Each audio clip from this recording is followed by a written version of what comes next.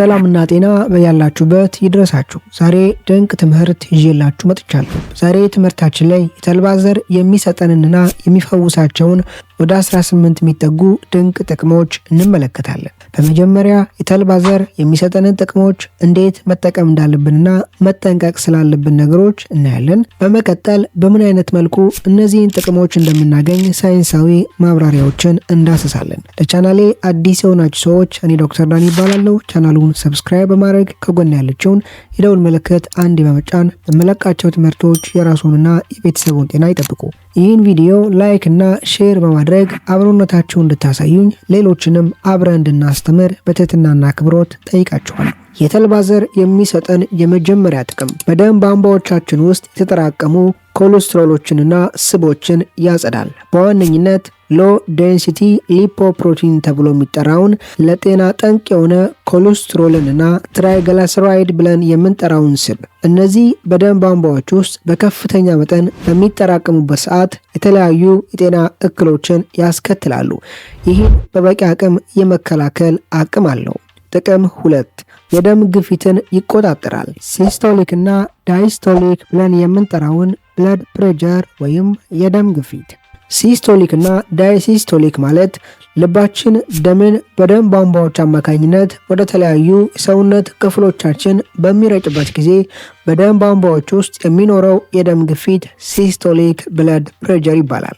በተቃራኒው ከሰውነት ክፍሎቻችን በደም ቧንቧዎች አማካኝነት ደም ተመልሶ ወደ ልባችን በሚሄድበት ጊዜ በደም ቧንቧዎች ውስጥ የሚኖረው የደም ግፊት ዳይስቶሊክ ብለድ ፕሬሸር ተብሎ ይጠራል።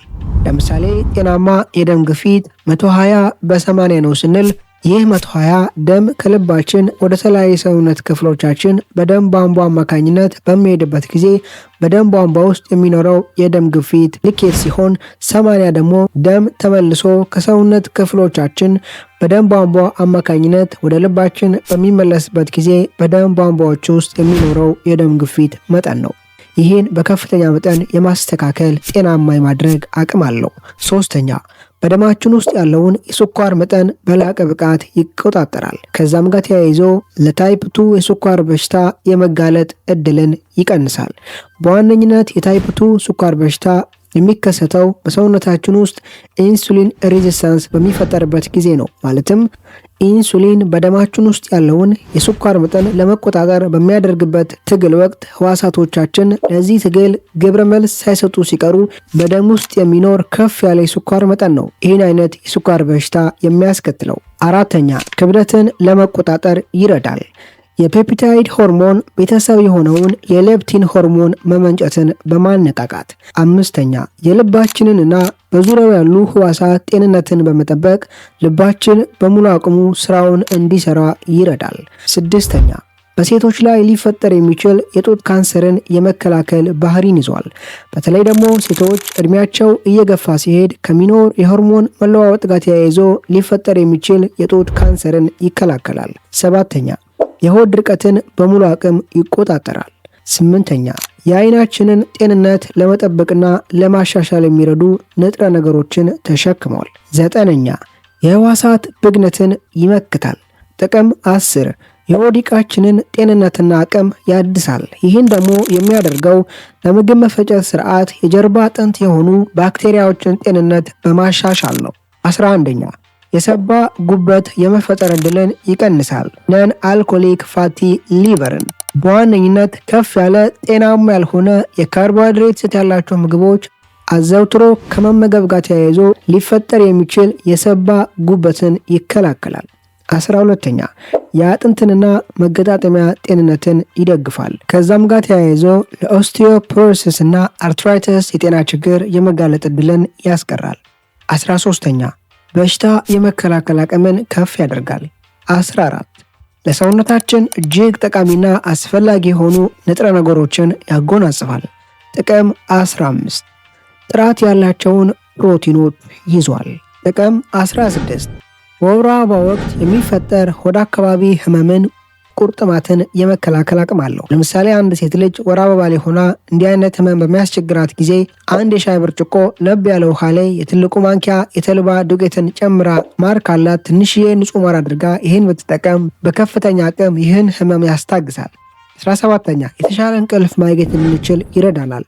18ኛ የቆዳ የጥፍርና የፀጉር ጤንነትን ይጠብቃል። ከተልባ ዘር እንዴት ከላይ ጠቀስኳቸውን ጥቅሞች እናገኝ? አንድ ሰው የተልባ ዘርን ሳይፈጭ በቀጥታ መጠቀም የለበትም።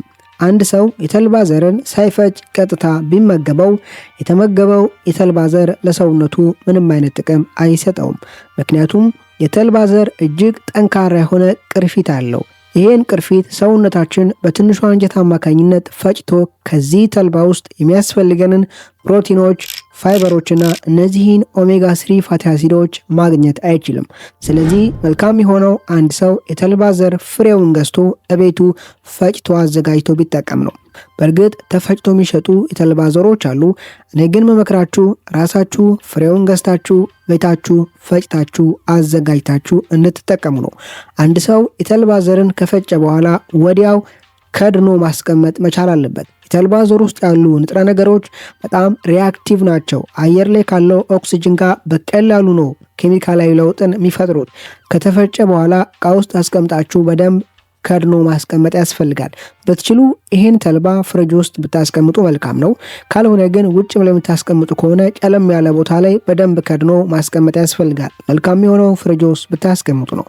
አንድ ሰው የተልባ ዘርን በእንዲህ አይነት መንገድ ካዘጋጀ በኋላ በሚከተለው አይነት መንገድ መጠቀም ይችላል። አንድ ትልቁ ማንኪያ ከዚህ ተልባ ዘር ላይ በመውሰድ ከፈለጋችሁ ጧት ላይ በውሃ ብቻ በጥብጦ ትንሽዬ ንጹህ ማር ካላችሁ ትንሿ ማንኪያን በማድረግ መጠቀም ትችላላችሁ። ምንም አይነት ስኳር ግን አትጠቀሙ። ከዛ ባሻገር ግን ከፈለጋችሁ በጁስ መልክ ይሄን መጠቀም ትችላላችሁ። ጁስ መጠቀም ስታስቡ ከዚህ ተልባ ዘር ውስጥ አንድ ትልቁ ማንኪያን በመውሰድ ከጁስ ጋር አብሮ ማዘጋጀት ይቻላል። ከዚህ በፊትም እንደነገርኳችሁ ፍራፍሬዎች የምትመገቡ ከሆነ በጁስ መልክ ከመመገብ ቀጥታ ፍራፍሬዎችን መጠቀም ያስፈልጋል። አንዳንዴ ግን ጁስ መጠቀምን ስትፈልጉ ጁስን በምታዘጋጁበት ጊዜ ከፍራፍሬዎች ውስጥ ፋይበሮች እንኳን ባይኖሩ ይህን ፋይበር ተልባውን በመጨመር ከተልባው ላይ ቀጥታ ማግኘት ትችላላችሁ። ሌላው ቆንጆ ምርጫ ግን ላክቶዝ ኢንቶለራንስ ያልሆናችሁ ሰዎች በእርጎ መልክም መውሰድ ትችላላችሁ። እናንተ በተመቻችሁና ለሰውነታችሁ በሚስማማ መንገድ ተልባን መጠቀም ትችላላችሁ። ቀደምም እንዳልኩት ግን ፍሬውን አትመገቡ። ሌላው ግን እርጉዝ ሴትና እያጠባች ያለች ሴት ተልባን ከመጠቀሟ በፊት ክትትል የምታደርግበት ሕክምና ባለሙያዎችን ብታናግር መልካም ነው። አንድ እርጉዝ ሴት ወይም እያጠባች ያለች ሴት ተልባን ባትጠቀም መልካም ነው። ከዛ ውጭ ዘይታማ ቆዳ ያላችሁ ሰዎች የምትጠቀሙትን የተልባ መጠን መቆጣጠር ያስፈልጋል። ተልባ ከላይ ጠቀስኳቸውን አስደናቂ ጥቅሞች የሚሰጠን በሚከተሉት ምክንያቶች ነው። ለምሳሌ ያክል አንድ የትልቁ ማንኪያ የተልባ ዱቄት በውስጡ የሚከተሉትን ንጥረ ነገሮች ይዟል። 1.3 ግራም ፕሮቲን፣ 37 ኪሎ ካሎሪ፣ 2.4 ፋይበር፣ በዋነኝነት በውሃ የሚማሙትንም በውሃ የማይማሙትንም ይዟል። እስከ 3 ግራም የሚደርስ ስቦችን ይዟል። በዋነኝነት ኦሜጋ 3 ፋቲ አሲድ ብለን የምንጠራው ነው።